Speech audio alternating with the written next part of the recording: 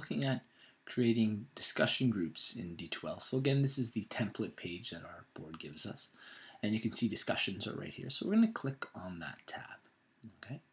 So we go into it and we're able to add two new ones. As you can see, I already have something added here. So they give us two options, a new form and a new topic.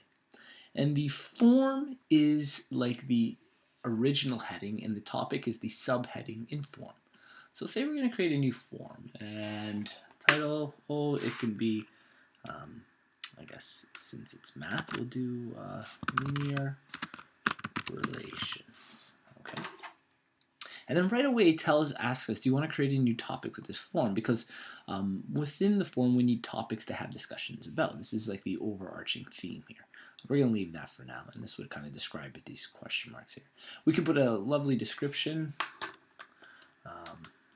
This is about relations. Okay, great. And then there's a whole bunch of options as we scroll down. And then again, in the description, there's tons of stuff again. We can allow anonymous posts. Maybe I don't want that. We can make it so we have to approve all of them. I'm going to leave that open for now. Users must start a thread, so you can force them to start a new concept before they can reply to other people's. Okay. And then these are usually hidden. I think I just actually opened them. So availability. So we'll open this up and take a look. The form is always open. We can hide this form. We can have it visible for specific dates. All of those can be very, very helpful for us. And locking options. So we can have this unlocked at all times. We can lock it, unlock between specific dates. Again, very, very similar to what we had before.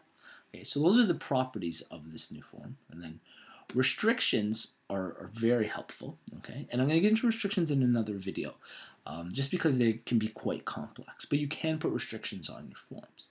So let's go back to properties, and I'm happy with what I got, so I'm going to, it gives us options. We can save and close. We can save and add a topic. We can just save it. I'm going to save and close and then go into adding a topic. So let's save and close, and if you notice, I now have two forms, okay? The KJHKJ and linear relations. So I'm going to add a new topic. And when I add a new topic, it asks me what form I want to be under. So I could be under KJHKJ or linear relations. So let's say the topic will be under linear relations, and we want to talk about graphing. Same idea, okay? We can describe it, sorry. We have all the options from before, anonymous post, moderator, visibility stuff, and locking stuff, all the exact same. Okay, this one gives us restrictions. Again, we'll go into that another idea. We can talk about, I'm going to jump to the objective. If you want to add a new objective, this is the goal of this form. Okay, and then assessment is neat. We can add an assessment to this so that the students can get a specific grade on what they're doing here. Again, this is a pretty in-depth topic, so we'll talk about this in another video also. But there's many extra things we can add to each of these. So again, we're finished. We're happy with what we have, and we have the option for save and close, save and new. So we're going to save and close here. So within linear relations, I have graphing.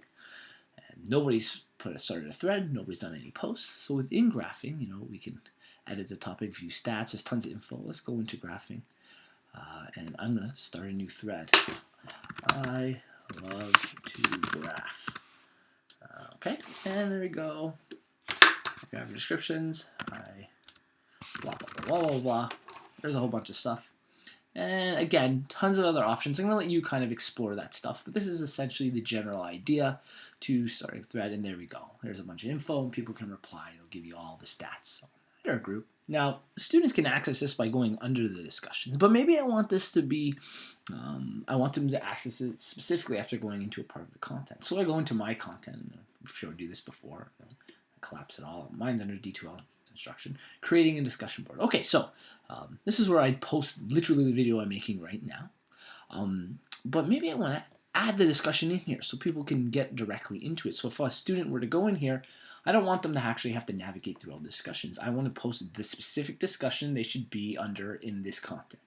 So I add already an existing because we've already created this group. And again, here are two forms, KJHKJ and linear relations. So I go to linear relations. Again, we can create new topics within here. And I want us to talk about graphing.